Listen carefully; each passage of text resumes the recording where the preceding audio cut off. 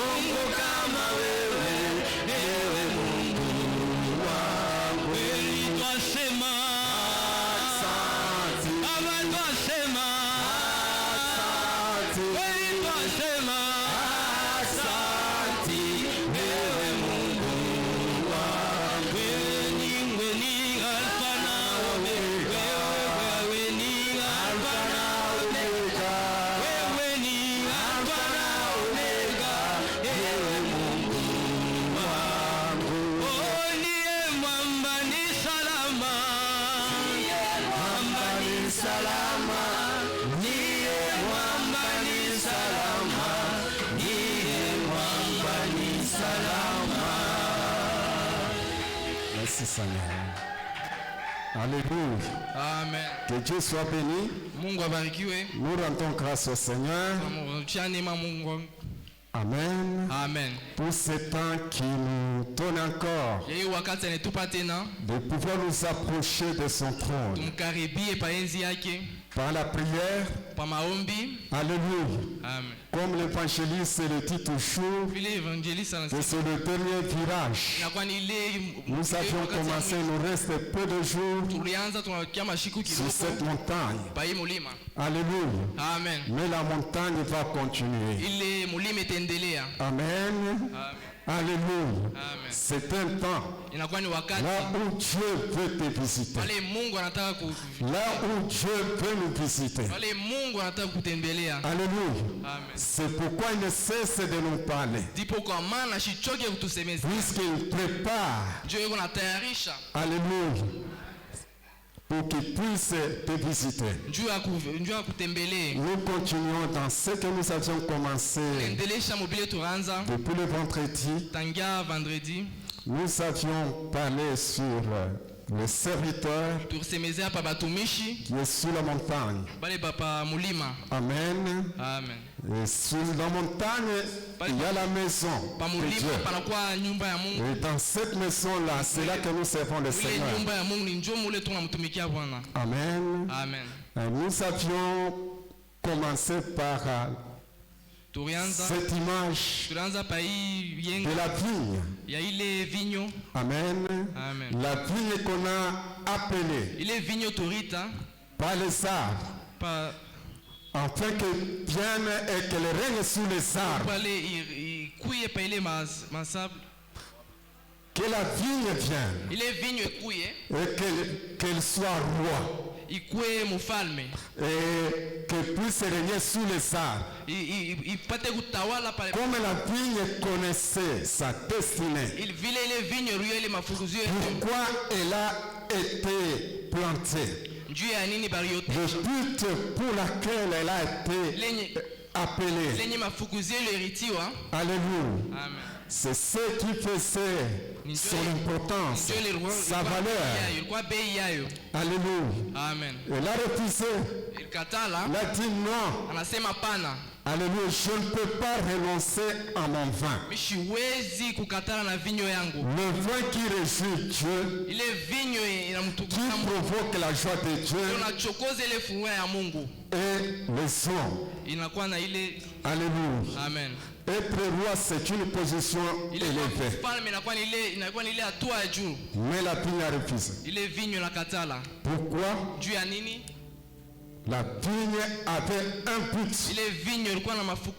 Elle avait sa destinée. Comme nous venons de prier avec l'évangéliste. Alléluia. Amen. Elle a refusé. Amen. Comme toi et moi. Nous sommes comme la vigne. Amen. Tu as quelque chose. Un don, une grâce que Dieu veut que tu puisses mettre ce don ou cette grâce à son service. Amen. Amen. Vous savez bien, le ministère, quand nous parlons du ministère, le ministère c'est quoi? C'est l'exercice du don que tu as. Et le ministère, c'est un service que nous rendons d'abord à Dieu et aux hommes. Tu as un don, tu as une grâce, l'exercice de ce don-là. Le ministère, ce n'est pas seulement les 5 que nous citons dans la Bible. Alléluia. Amen. Dès que tu vas mettre au service la grâce que tu as, le don que tu as, Amen. Amen. Tu es en train de servir Dieu et les hommes. C'est ça le ministère. Et c'est pourquoi nous avions parlé de la vigne qui réjouit Dieu et les hommes. Amen. Amen. Alléluia. Amen. Amen. Nous continuons, mes bien-aimés. Comment est-ce que nous pouvons arriver? J'avais dit le profit ou les bénédictions qui nous accompagnent. Quand nous servons Dieu, il y a des promesses qui sont liées au service. Amen. Amen. Au service. Quand tu rends service à Dieu, il y a des choses ou des bénédictions qui doivent nous accompagner. Et c'est pourquoi Dieu a dit à Israël, par la bouche de son serviteur Moïse, que vous servirez l'Éternel votre Dieu. Et Dieu va vous bénir. Quand nous parlons de la bénédiction, il y a beaucoup de choses qui sont enfermées dans la bénédiction. Quand nous parlons de la bénédiction, Dieu va vous bénir. Il va bénir tout ce que vous entreprenez. Dieu va chasser la maladie. Dieu va chasser la stérilité. Il va faire beaucoup de choses. Et nous avons lu dans le livre de Genèse les promesses de Joseph qui étaient dites sur Joseph. Dit que c'est l'œuvre de Dieu de ton Père qui te bénira. Et il y a des bénédictions qui doivent nous accompagner. Puisque nous servons le Seigneur, il y a des bénéfices que nous tirons du service de Dieu. Il n'y a que Dieu lui-même. D'abord, ce ne sont pas les bénéfices qui nous attirent vers Dieu. Parfois, nous renversons les choses. Amen. Au lieu de servir d'abord Dieu, nous poursuivons les bénéfices qui doivent nous accompagner dans le service. D'abord, c'est servir Dieu. Et d'autres choses vont venir.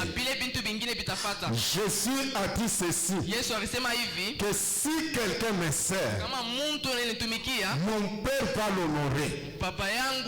Alléluia. C'est dans le service que nous pouvons avoir cet honneur-là. Pas en dehors du service. Mais parfois nous cherchons d'abord des honneurs afin que nous puissions servir Dieu. Et servons Dieu. Toutes ces choses vont nous accompagner. Et nous accompagnerons certainement.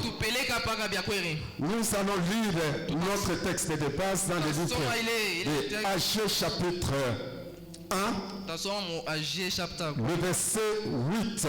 Il est sous la 8. Agé chapitre 1, le verset 8.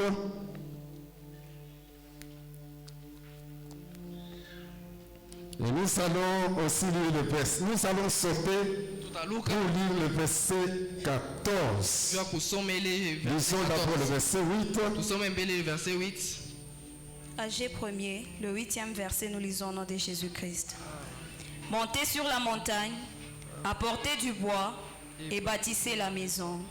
J'en aurai de la joie et je serai glorifié, dit l'Éternel. 14.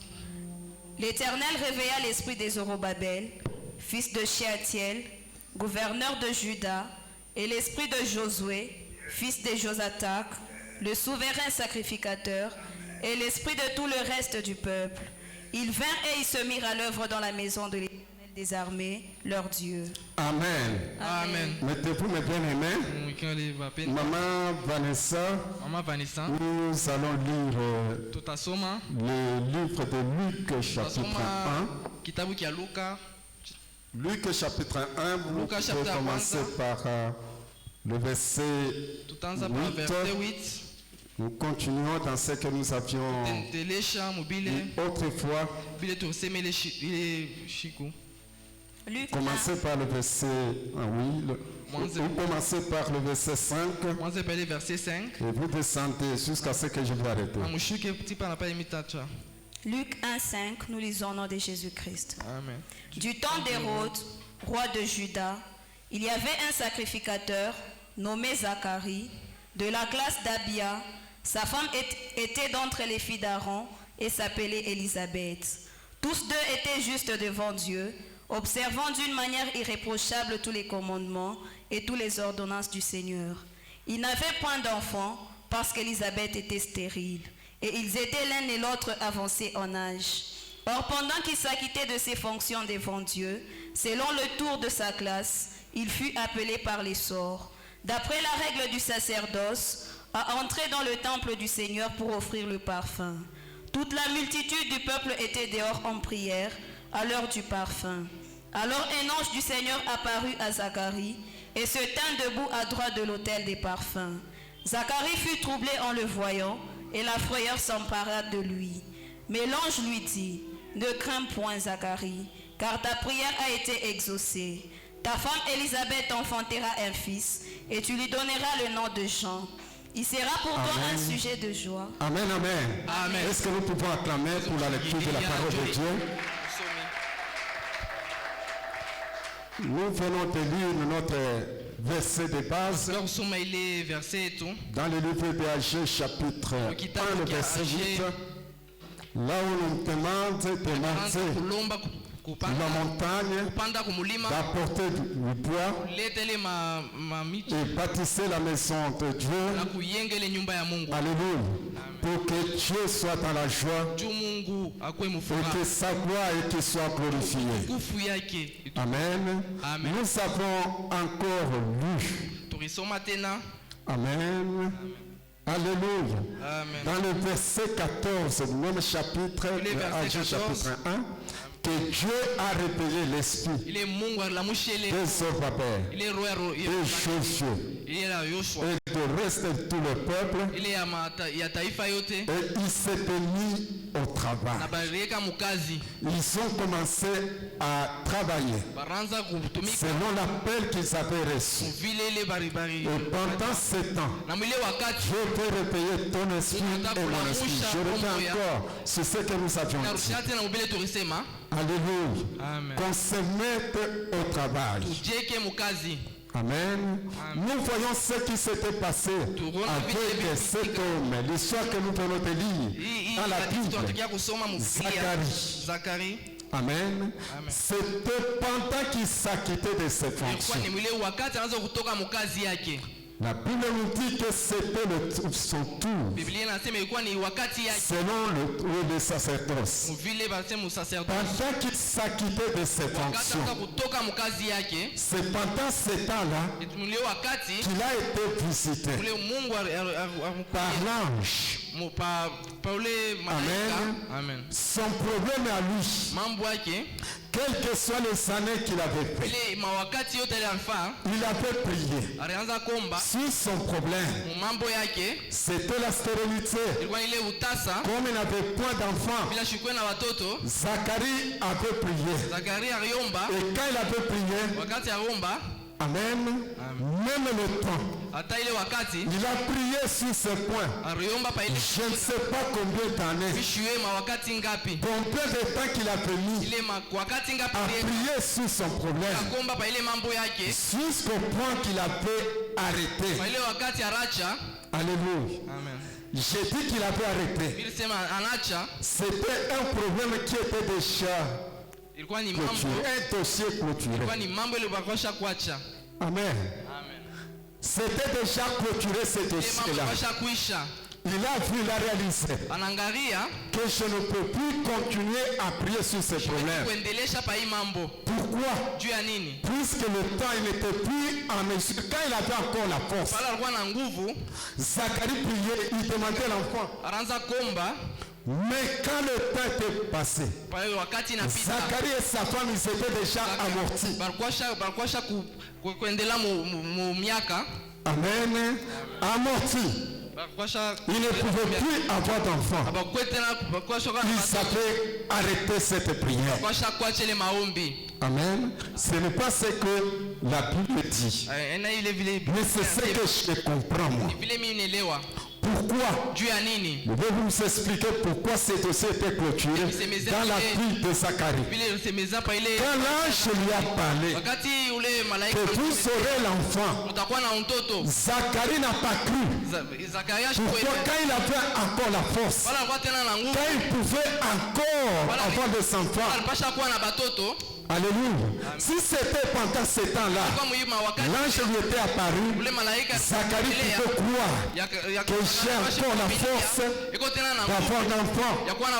Mais ce jour-là, l'ange lui a parlé comme ce soit mon bien-aimé. Peut-être que tu as un dossier sur lequel tu as déjà clôturé.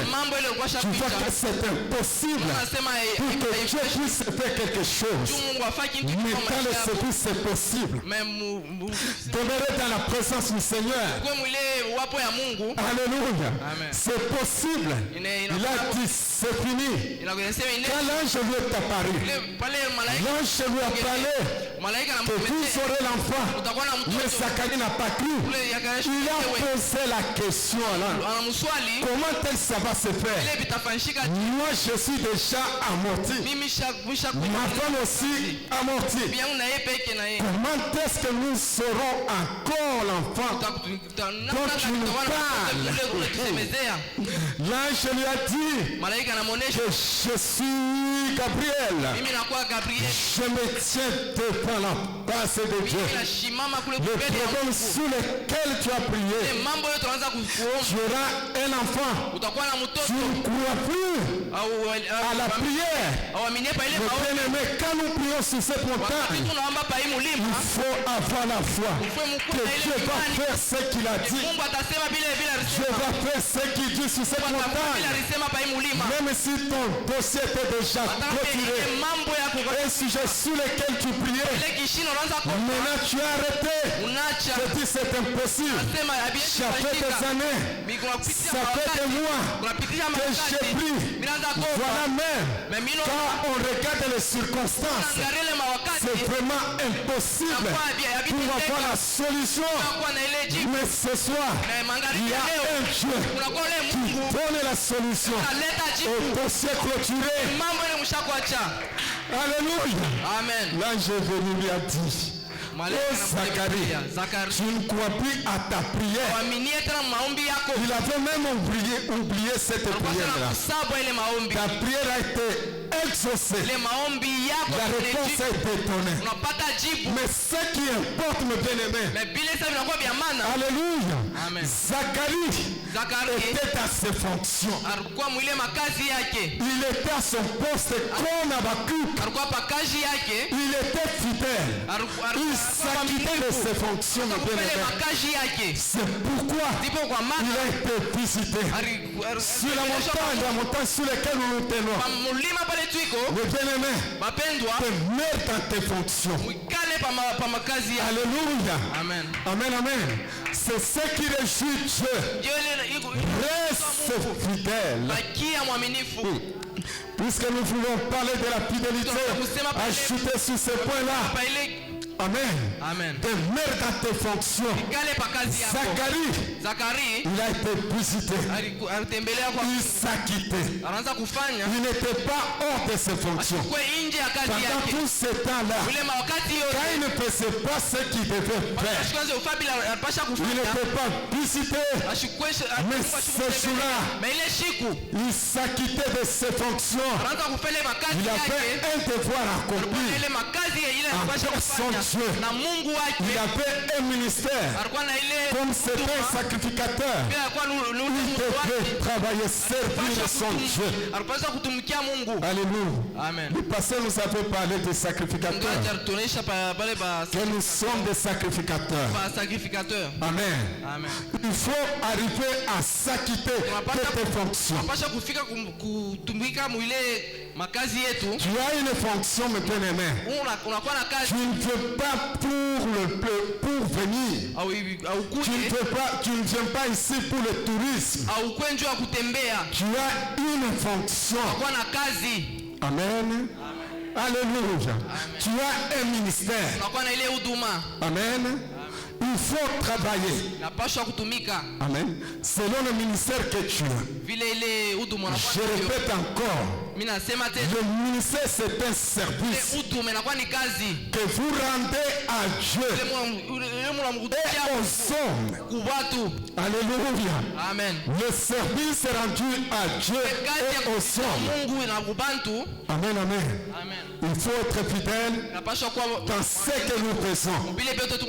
Amen. La fidélité est très importante. Très important. Nous sommes sur la montagne. Mais sur cette montagne, il faut être fidèle.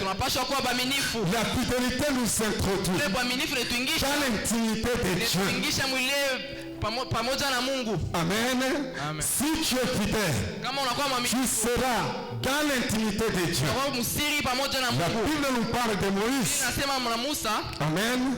Un jour, Aaron, Marie et le reste s'étaient soulevés contre Moïse à cause de la femme éthiopienne que Moïse avait épousée. Mais Dieu était venu pour trancher le problème qui était là. Qu'est-ce que je poursuis dans cette histoire? Amen. Dieu est venu. Il a dit à Aaron, à Hur et à Marie, que si je peux vous parler de vous, je vais vous parler pas de songes, pas de ennemis. Ce n'est pas comme mon serviteur Moïse. Lui, je vous parle comme ça face à face. Amen. Pourquoi? Puisqu'il a été fidèle. Alléluia. C'est ce que la Bible ajoute. Moïse a été fidèle. Il n'est pas comme vous autres. Vous pouvez me servir. Vous pouvez prophétiser. Vous pouvez avoir des visions. Vous pouvez enseigner. Mais Moïse, il a été fidèle. Même s'il ne s'est pas exprimé, ce que je lui dis, c'est ton Moïse qui est, Aaron, qui est son interprète. Mais moi, je reconnais que Moïse est fidèle dans toute la maison d'Israël. Alléluia. Amen. Il faut servir Dieu dans la fidélité. Il faut être fidèle dans le service. Amen. Il y a les gens qui ne sont pas fidèles. Amen. Non, mes bien-aimés. Alléluia. Il faut être fidèle.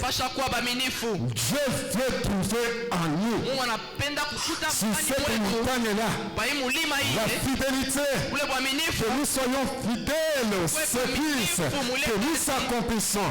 C'est tout ce que nous faisons, mais faisons-le dans la fidélité. Amen. Sur la montagne, on nous avait parlé de l'obéissance. Sur cette montagne, il y a des choses qui doivent nous accompagner. Même la sainteté, que nous soyons saints. Mais sur toutes ces choses, ajoutez aussi la fidélité dans le travail. Amen. Celui qui est fidèle, c'est-à-dire à l'heure, il y a quelqu'un qui a peut définir la fidélité d'une façon un peu très compliquée. Celui qui est fidèle, il accomplit la tâche à l'endroit voulu, à l'endroit au moment autant voulu. Et selon ce que Dieu veut. Amen. Alléluia. Amen. L'an 3. Vous ne pouvez pas quitter cette montagne, dire que je suis fidèle à Dieu. Non. Si Dieu t'a appelé dans cette assemblée, quel que soit le temps que tu peux avoir, l'onction que tu peux avoir, amen. Amen. Alléluia. Amen. S'il t'a appelé à lui servir dans cette assemblée, avec tout ce que tu peux avoir, comme grâce, comme je ne sais, comme ministère. Si tu es apôtre, prophète, docteur, enseignant, intercesseur, je ne sais qui.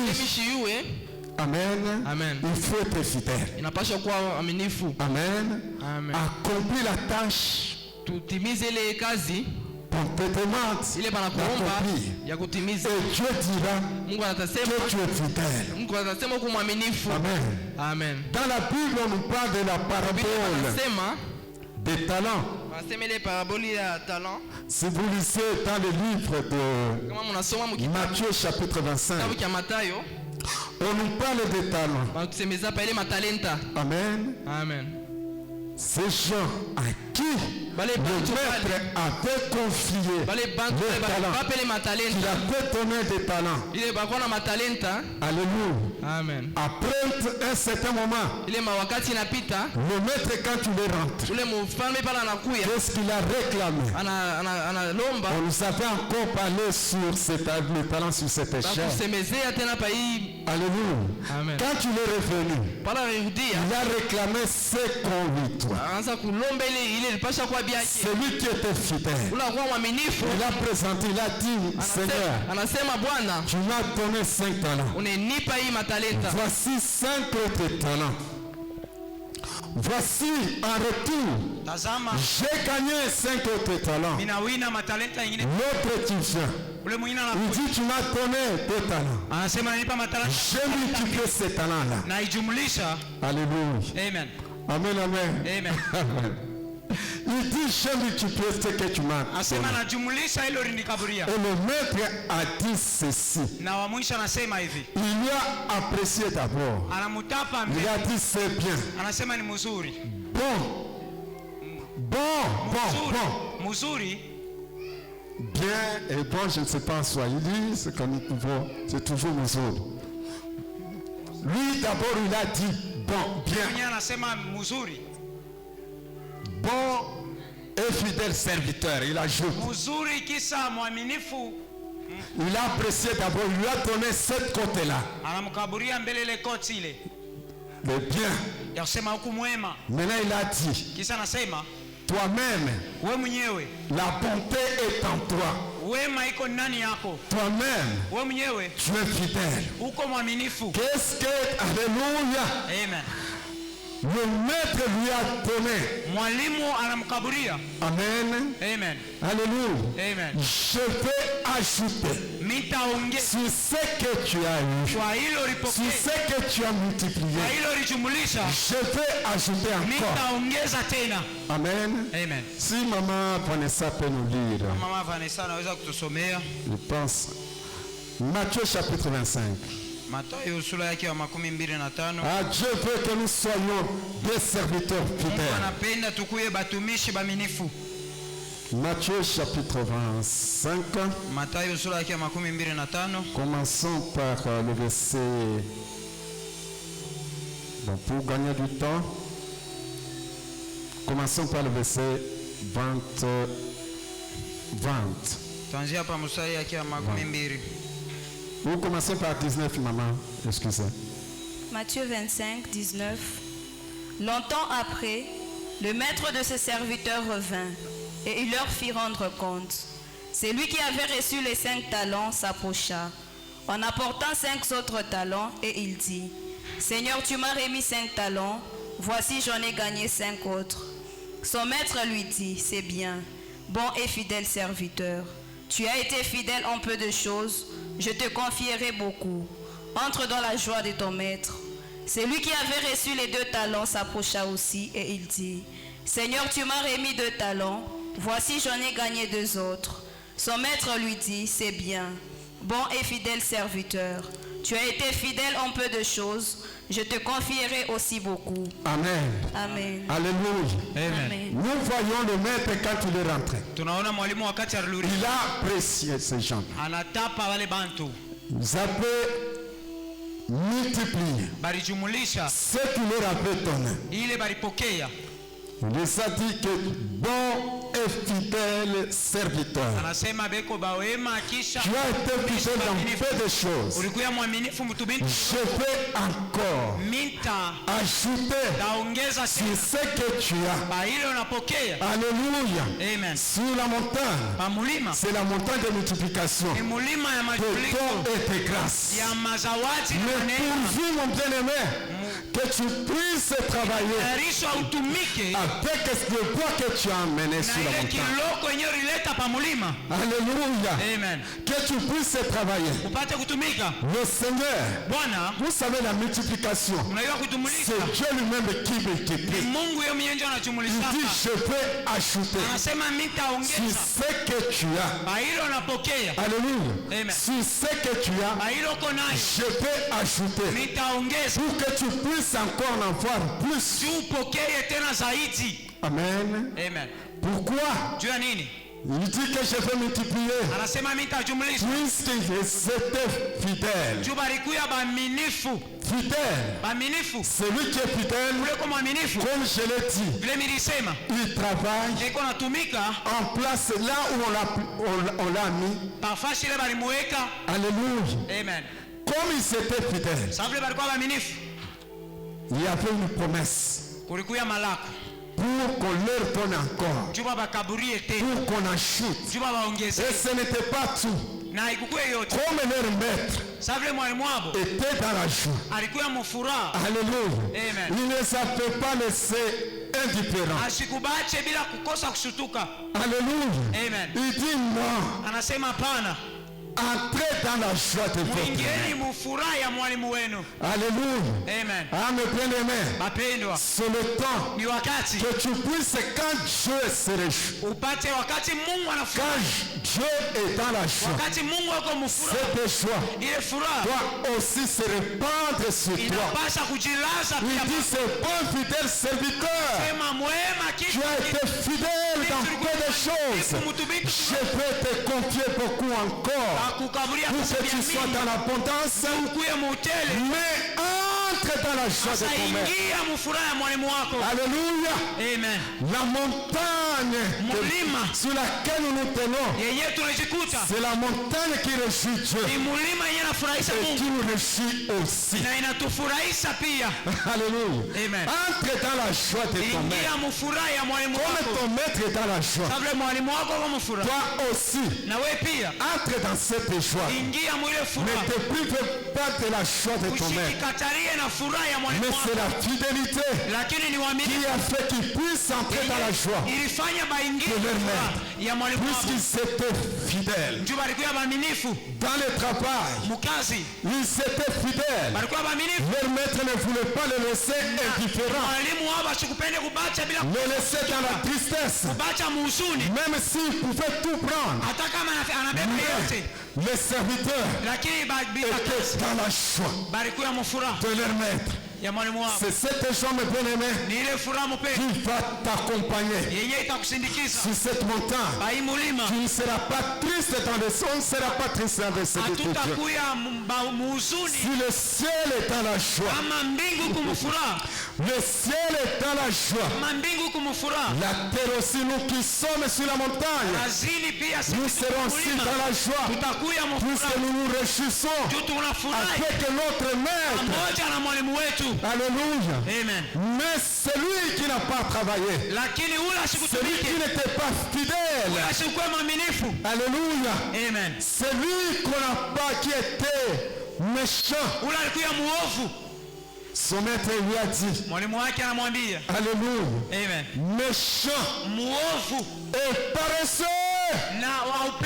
serviteur. Ah, voilà mes bien-aimés. C'est la montagne de service. Ce n'est pas la montagne de paresseux. Alléluia. Amen. Sur la montagne, je ne veux pas que tu sois paresseux. Non seulement celui qui n'avait pas multiplié n'était pas fidèle, il était méchant. La méchanceté. Alléluia. Amen. Pourquoi? Puisqu'il n'était pas fidèle. Il ne s'acquittait pas de ses fonctions. En tant que serviteur, il était méchant. Il était méchant. Alléluia. Amen. Non seulement méchant, il paresse aussi. Je ne veux pas que nous soyons des paresseux. Alléluia. C'est pourquoi nous parlons sur cette montagne. Que ton esprit soit réveillé comme nous l'avons lu, afin que tu puisses te mettre au service, que tu puisses travailler pour Dieu. Amen. Alléluia. Amen. Que tu puisses travailler pour Dieu. Dieu ne veut pas de paresseux dans sa maison. Non, les paresseux, ils doivent. Amen. Loin de la maison de Dieu. Dans la maison de Dieu. Dieu, c'est la maison des travailleurs. Dieu veut que nous puissions nous mettre au service. Amen. Mais dans la fidélité, dans la fidélité, dans l'obéissance et dans la crainte de Dieu, comme nous dit la parole de Dieu, de servir le Dieu avec crainte et tremblement. On ne peut pas servir Dieu n'importe comment. Non, c'est dans la crainte. Alléluia. Amen. Il y a les gens qui viennent dans la maison de Dieu sans crainte, qui servent Dieu sans crainte.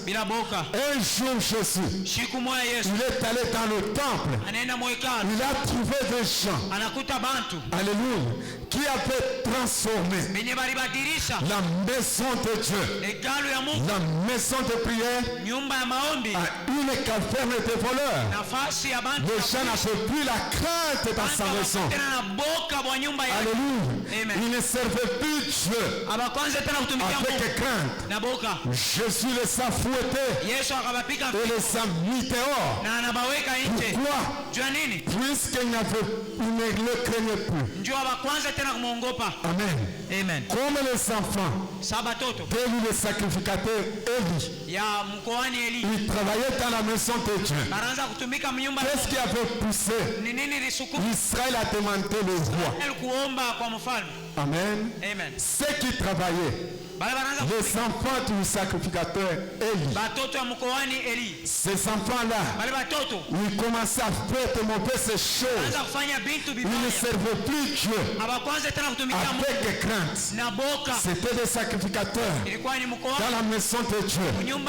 Toute la crainte était parti en eux. Maintenant ils ont commencé à servir Dieu sans crainte. Le ciel n'était pas content. Le ciel est venu. Le ciel a décidé sur eux. C'était la mort. Mais le papa qui ne le reprenait plus, alléluia, Amen, était mort. Je veux que nous puissions le servir dans la fidélité, avec crainte et tremblement. Alléluia. Amen. Avec crainte et tremblement. Sur cette montagne, on ne peut pas servir Dieu n'importe comment. Alléluia. Amen. Même Israël, quand il était sorti de l'Égypte, Dieu a dit à Israël que le pays de Canaan, dans lequel vous allez entrer, vous n'allez pas le servir n'importe comment. Dans la terre promise, là où vous allez entrer, vous n'allez pas servir Dieu n'importe comment. Dieu a ses principes. Dieu a ses règles. Amen. C'est ça, mes bien-aimés. Sur la montagne, Dieu veut que nous puissions le servir avec crainte et tremblement dans la fidélité, puisqu'il y a des récompenses qui doivent nous accompagner. Alléluia. Amen. Qui doivent nous accompagner dans la maison de Dieu. Amen. Les gens parfois ils travaillent avec négligence. Quelle nous dit la parole de Dieu? Celui qui maudit soit quiconque. Amen. Alléluia. Je ne veux pas que la malédiction puisse t'atteindre. Amen. Que la malédiction ne puisse pas m'atteindre. Non, mes bien-aimés. Nous voulons que nous soyons bénis. Amen. Maudit soit quiconque qui fait négligence. L'œuvre de Dieu. La paresse. La négligence. Amen. Alléluia. L'infidélité. Toutes ces choses dans les services que nous accomplissons pour que le ciel soit dans la joie. Nous devons éviter toutes ces choses. Quand Timothée soit quiconque qui fait négligence, c'est l'œuvre de l'Éternel, l'œuvre de Dieu. Amen.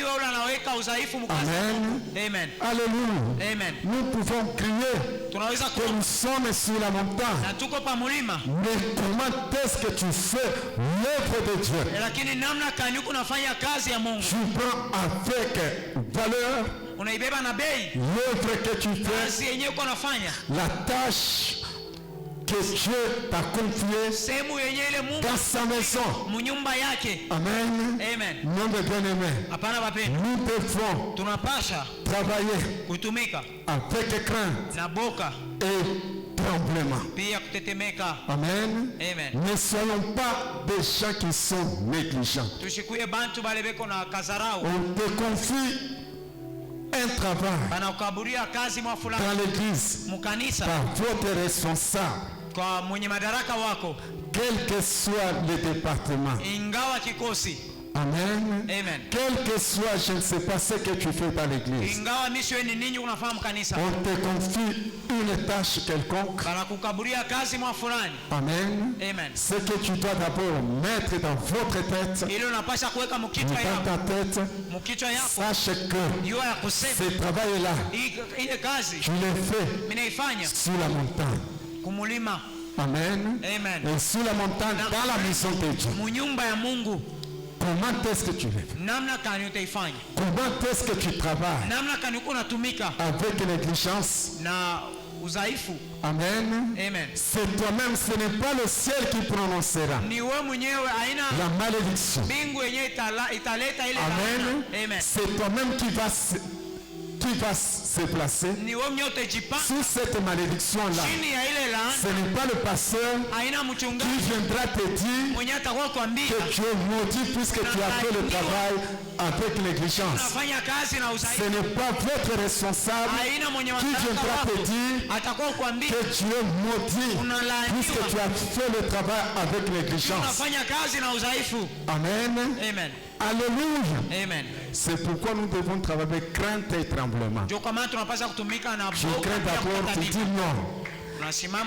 C'est dans la maison de Dieu. Il y a une parole qui dit ça. Alléluia. Amen.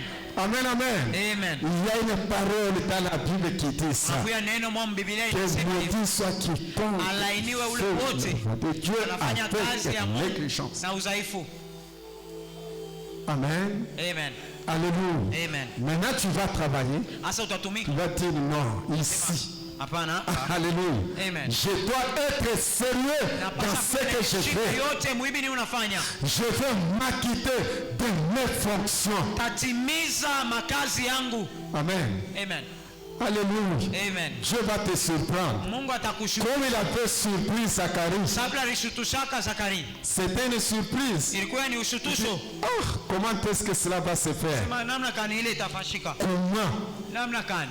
Puisque ma femme Juu bibi yangu est déjà amortie. asha kuzeka. Moi-même amorti. Na mimi mwenyewe asha kuzeka. Comment cela va se faire? Namna kani ile Ça se itafanyika? fera comment? C'était une surprise pour lui. Itafanyika namna kani? Kwani Puisqu'il ne s'attendait plus. juu ashikwanze tena kuwazia.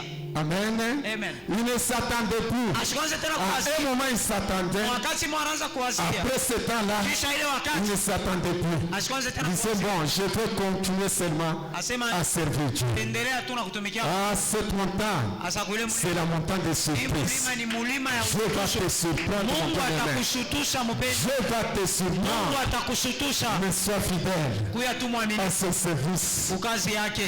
Alléluia. Amen. Servez Dieu Mungu avec crainte et mikieni tremblement. Mungu na boka pia kutetemeka. Amen, amen. Amen. Mais ne soyez pas négligents. Tushikuye Ne soyons pas des paresseux. tushikuye bazai. Vous savez, Mnaiwa. le paresseux, Muzaifu. même la tâche qu'il doit accomplir maintenant, Kazi la napasa kutimiza il dit hapa non, sasa. je le ferai demain. Asante taifa tu kesho. Je le ferai demain. Taifa kesho. Je le ferai demain. Taifa kesho. Je le ferai demain. Taifa kesho. Jusqu'au point que China pale la tâche est là, ile kazi elle ne sera pas accomplie. haitafanyika. Et il dirait non, je suis fatigué. Tasema mimi nachoka. Ah, j'en ai assez. Mimi nachoka. Je suis fatigué. Mimi nachoka. Je suis fatigué. Nachoka. Ce n'est pas la fatigue, Haina kuchoka. c'est la paresse. Ni busaifu. Alléluia. Amen. Toi, mets-toi seulement au travail. Wewe ujiweke tu kukazi. Le Dieu qui est fidèle. Mungu eko mwaminifu. Le Dieu qui est fidèle. La Bible nous dit ceci. Biblia inasema hivi. Si vous êtes fidèle, si toi tu es fidèle, Kama wewe yoko mwaminifu, moi, mie je reste fidèle ninabakia à ma mwaminifu. parole. Uneno Je yangu reste fidèle nabakia aux mwaminifu. promesses.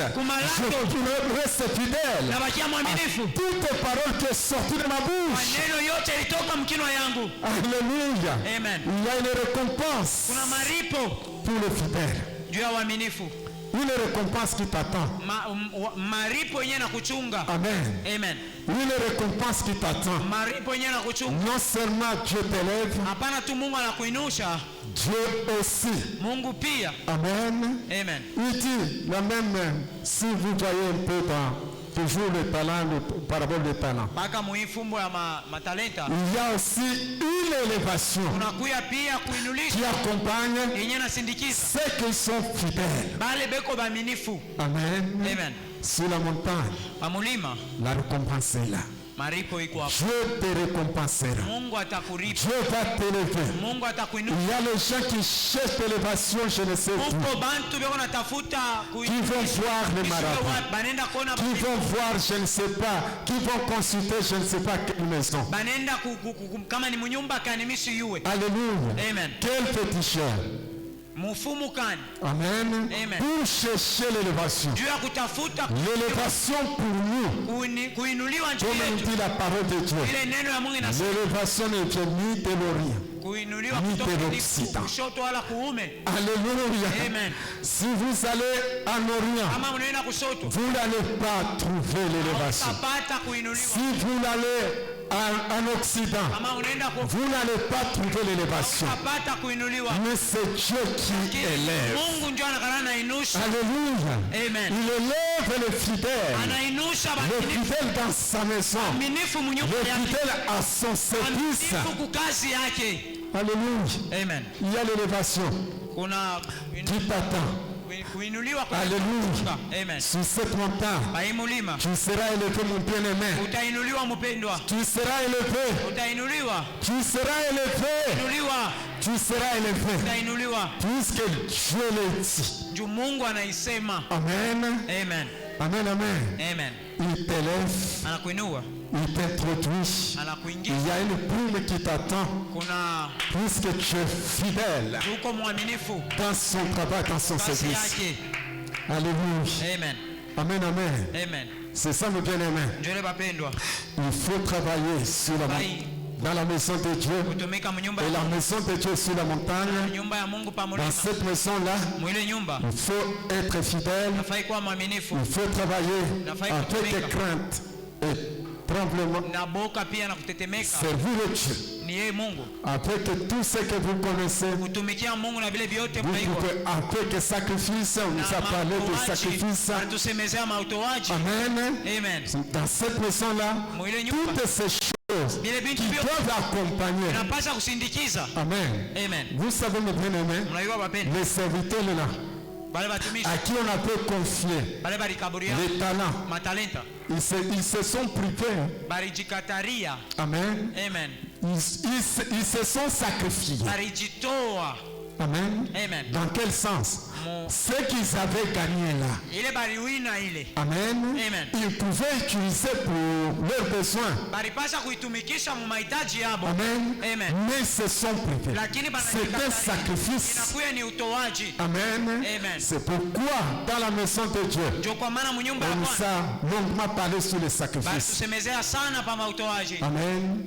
La fidélité, l'obéissance, tout ce que vous connaissez. Alléluia. Le sacrifice. Amen. Même la patience, la persévérance. Toutes ces choses doivent nous accompagner. C'est comme ça les serviteurs. Amen. Si dans le travail là que tu fais, même le sel, toutes ces choses doivent nous accompagner. Il faut être zélé, il faut être persévérant, il faut être toutes ces choses doivent accompagner le serviteur dans la maison de Dieu. Amen. Alléluia. Ça c'est très important. Amen. Si vous reconnaissez ce que tu as comme don, comme grâce, comme ministère, mais travailler. Amen. Soit au service de l'Éternel, au service de Dieu. Servez Dieu dans sa maison. Amen. Pas hors de sa maison. Il y a les gens. Amen. Qui aiment, qui prétendent servir Dieu, mais ils ne sont pas dans la maison de Dieu. Avec tout ce que Dieu les a donné, avec tout ce que Dieu a mis en eux, avec tout ce que Dieu a investi, alléluia, par la puissance du sang, par le Saint-Esprit. Vous savez, mes bien-aimés, quels que soient les services que nous faisons dans la maison de Dieu, ce service-là, il est d'abord spirituel. C'est un esprit que nous servons le Seigneur. Il est d'abord spirituel. Amen. Alléluia. C'est ça, mes bien-aimés. C'est ça l'investissement de Dieu. Amen. Comme chez la petite, que l'entreprise dans laquelle Dieu nous a engagés, c'est une entreprise qui ne tombera jamais en faillite. Amen. Elle ne tombera jamais. Jamais. Vous voyez, mes bien-aimés, tu travailles dans une entreprise là où tu as l'avenir. Amen. Non seulement le présent que tu vas vivre, même le futur, même l'éternité t'attend. Amen. Ça ne s'arrête pas aujourd'hui. Tout ce que nous faisons, alléluia, même dans l'éternité. Amen. Vous savez, la couronne que tu auras. Amen. Il y a une couronne qui t'attend pour que tu sois couronné. La couronne, on ne donnera pas la couronne à n'importe qui. Il y a le cantique que les mamans Asafa chante, que nous recevons le couronne. Amen. Nous recevons le couronne. Amen. Et ces couronnes-là, c'est par rapport à ce que Dieu t'apporte. t'a donné comme ton comme grâce. Mungu alikupa kama zawadi kama Si tu travailles selon cette grâce-là. Kama unatumika kufuatana na ile neema. Alléluia. Amen. Amen, amen. Amen. Si Dieu t'a appelé kama Mungu alikuita comme apôtre dans sa maison. Mtume mu nyumba yake. Amen. Amen. Il faut travailler Inafai kutumika pour recevoir cette couronne-là. Ile taji ile. Comme apôtre.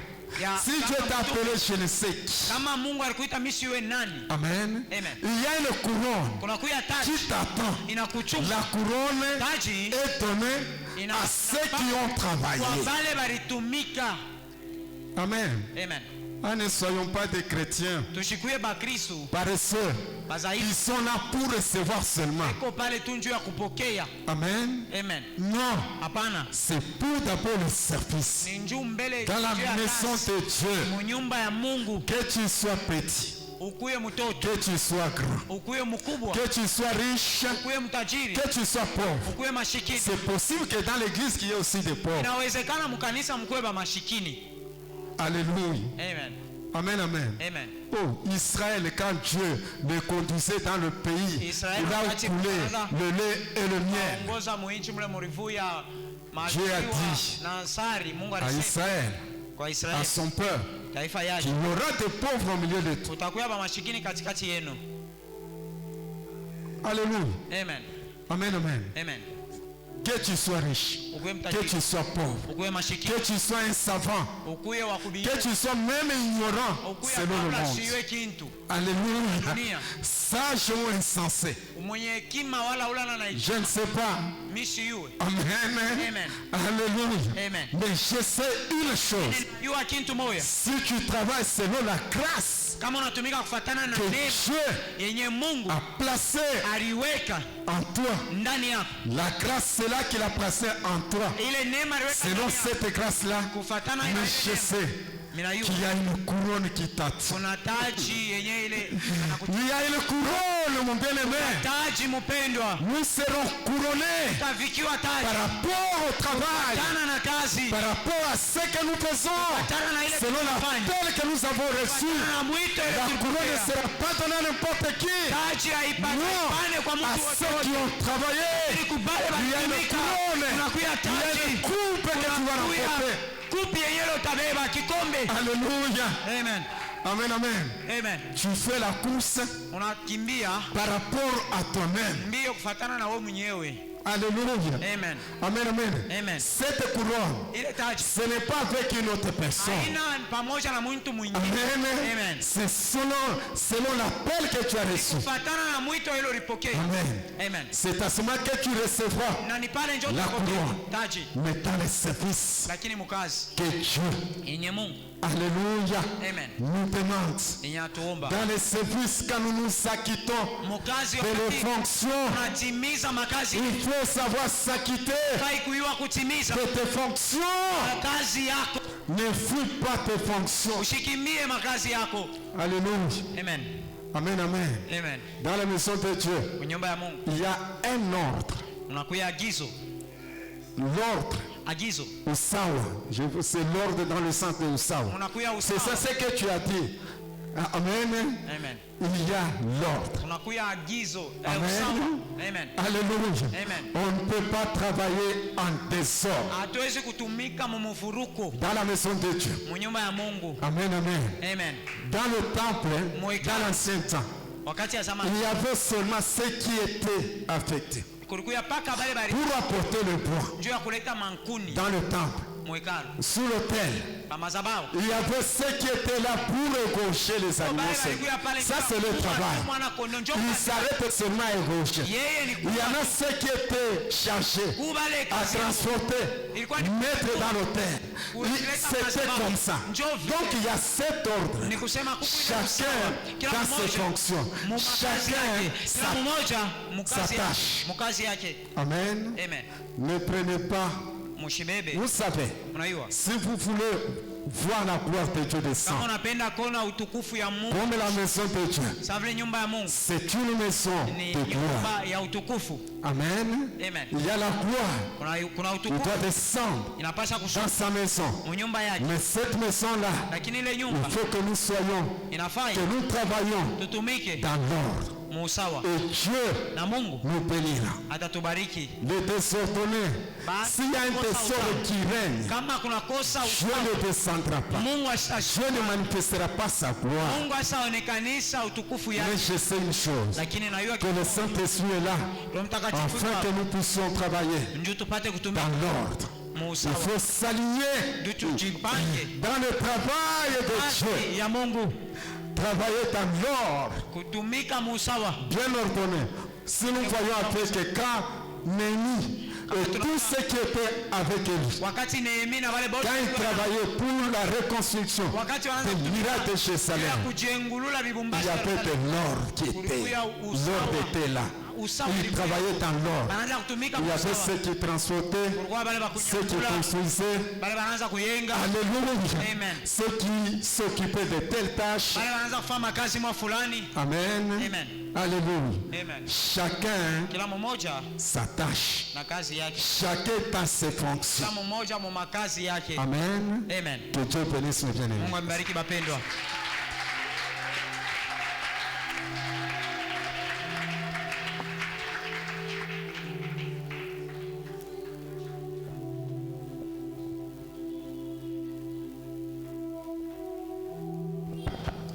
Un message très puissant, est-ce que nous pouvons acclamer très fort de la gloire de Dieu? Un message très puissant. Alléluia. Amen.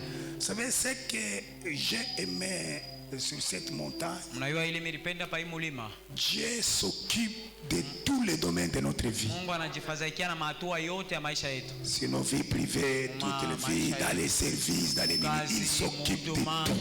C'est pour dire que dès que nous allons terminer, si tu restes la même personne, avec les mêmes habitudes de servir Dieu, donc tu es un maudit.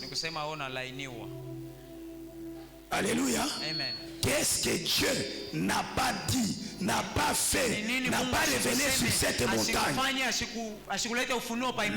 Nous voulons donner un peu la chance à notre frère, peut-être la modération. C'est le frère qui? Élisée. Shekina. Je t'ai attendu aujourd'hui. Shekina, vous lui donnez un peu la chance. On va continuer demain. Est-ce que nous pouvons acclamer? C'est un bon. Est-ce que nous pouvons acclamer très fort? Gloire, gloire, gloire. Est-ce que nous pouvons acclamer pour l'encourager? Gloire, gloire, gloire à Jésus. C'est un bon. Shekina.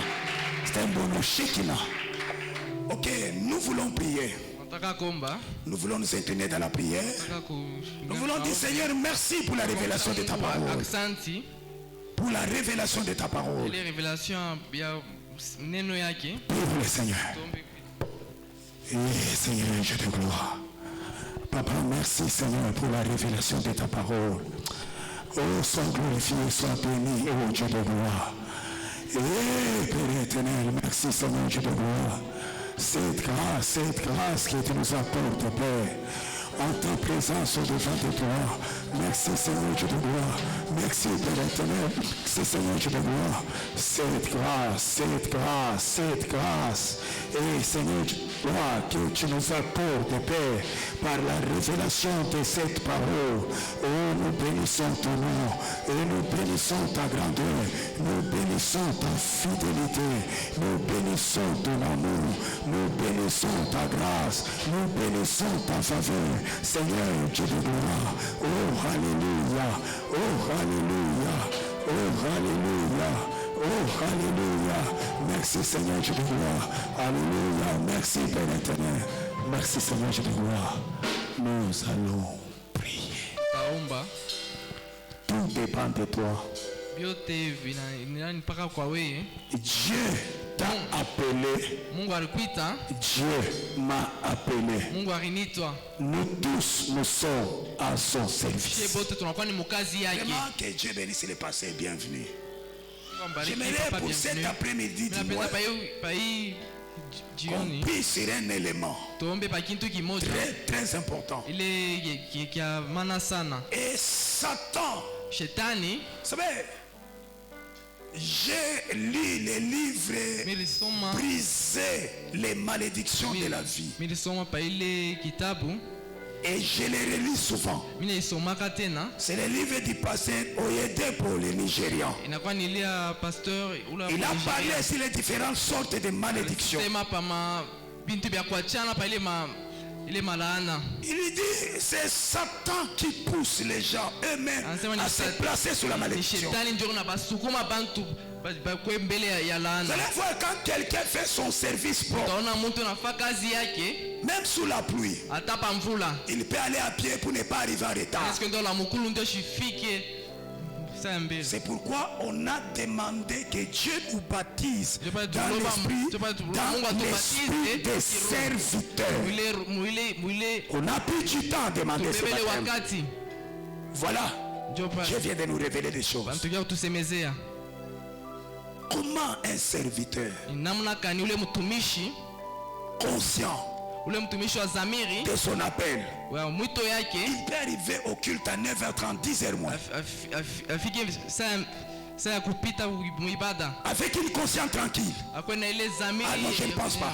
Il y a beaucoup de choses à dire, je ne pense pas. Mais à nos propres services, là nous sommes bien avant, même avec 30 minutes d'avance. Cette mélodie continue.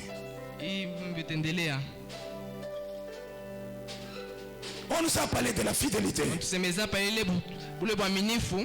On en parle, il y a beaucoup de choses qu'on peut dire sur la fidélité. Maudit soit celui qui fait l'œuvre de Dieu avec négligence. Satan te pousse. Ça, Oyede l'a dit, Satan te place. Puisqu'il est incapable de te maudire. Mais il te pousse à te placer toi-même sous la malédiction.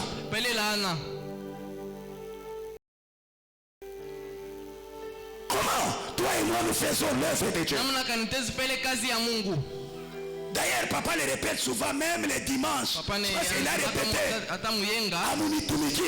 Nous tous nous servons Dieu. Amen.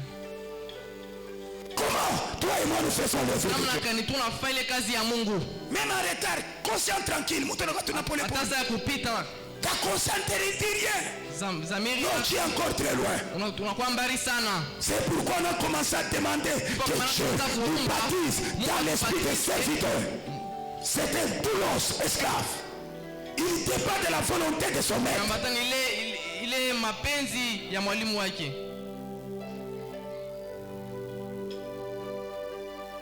La malédiction.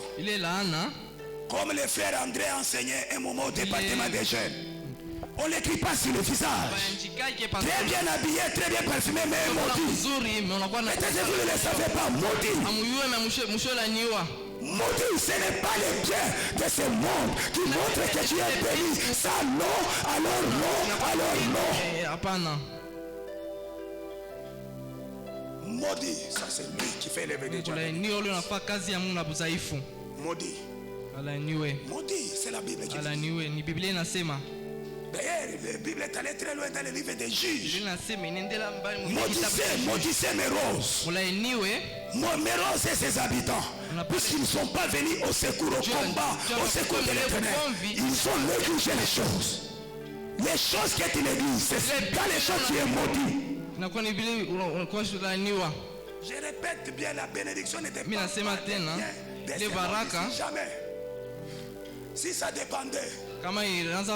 Quand maman Vicky est venue de Dubaï, elle m'a dit, papa, j'ai vu les fils d'Ismaël.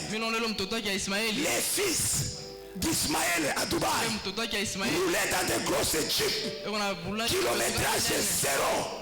Mais nous, quand nous roulons, ce sont les secondes mains. C'est après avoir que les fils d'Ismaël roulent dans les véhicules là, on nous envoie ici.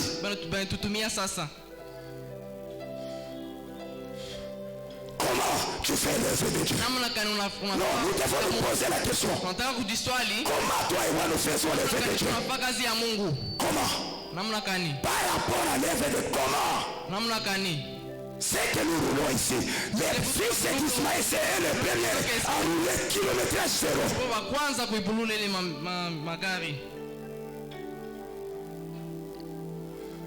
Fermez les yeux. Nous voulons prier s'il se plaît. Parfois nous négligeons. La tâche qu'on nous a donnée, nous négligeons. C'est qu'on demande de faire, nous négligeons. Venir d'abord à l'église même, c'est une négligence. Non. La négligence est une faiblesse.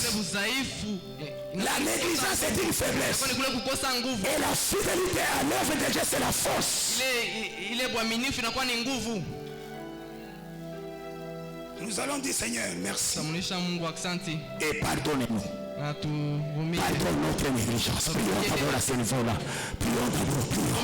On ne peut pas chasser. Non, prions, demandons pardon. D'abord notre négligence. Soyons sincères, nous demandons pardon. Nous demandons d'abord pardon, Seigneur. Seigneur, pardonne-nous, pardonne-nous. On ne savait pas. Nous-mêmes, nous nous sommes placés sous la malédiction. À cause de la négligence. À cause de nos propres intérêts. Très bien, à cause de nos besoins. À cause de ce que nous voulons, nous sacrifions l'œuvre de Dieu. Pour l'œuvre de Dieu, nous le faisons avec négligence. Mais pour nos propres travaux, nous le faisons avec force. Oh Seigneur, pardonne-nous. Seigneur, pardonne-moi. Seigneur, pardonne-moi. Seigneur, pardonne-moi. Merci Seigneur, je te gloire. Alléluia. Merci Père éternel, Seigneur, je te gloire. Cette grâce, Père, que tu nous accordes. Cette grâce que tu nous accordes, Père éternel. Seigneur, je te gloire, que tu nous pardonnes. Que tu nous pardonnes, Père. Tu nous pardonnes, Père. Tu nous pardonnes, Père. Tu nous pardonnes, Père. Tu nous pardonnes, Papa. Pardonne-nous tous notre négligence, Papa. Pardonne notre négligence, Papa. Pardonne notre négligence, Père. Pardonne notre négligence, Père. Pardonne notre négligence, Père. Pardonne notre négligence, Père. Pardonne notre négligence, Père. Et tu me pardonnes, Papa, tu me pardonnes. Tu me pardonnes, Papa, pardonne-moi à cause de la négligence, Papa. Merci Seigneur, je te gloire. Merci le Père de la paix. Merci le Tout-Puissant. Nous allons prier avant de terminer pour la journée d'aujourd'hui. Parce qu'il y a beaucoup de points sur lesquels nous allons continuer à travailler. Nous allons demander, parce que quand j'étais derrière là, j'ai écouté la phrase qui est sortie de la bouche du pasteur bienvenu, que la montagne n'est pas une montagne de paresseux. C'est une montagne de travailleurs. Un serviteur, c'est un travailleur. Un enfant de Dieu, c'est un travailleur.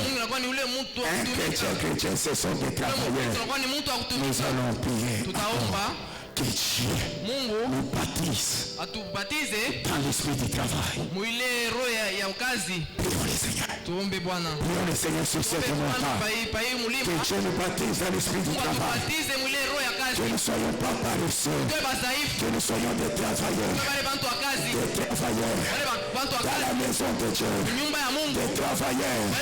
Dans l'œuvre de Dieu. Des travailleurs. Dans les services de Dieu. Que Dieu te baptise et me baptise. Qu'il me baptise, qu'il te baptise. Dans l'esprit des travailleurs. Dans l'esprit des travailleurs. Dans l'esprit des travailleurs. Ce n'est pas la montagne des paresseux. C'est la montagne des travailleurs.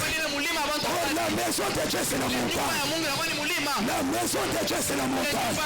Que Dieu nous baptise dans l'esprit des travailleurs. L'esprit des travailleurs. L'esprit des travailleurs. Ce n'est pas pour rien quelqu'un à la chair ici. Dans ces 30 jours.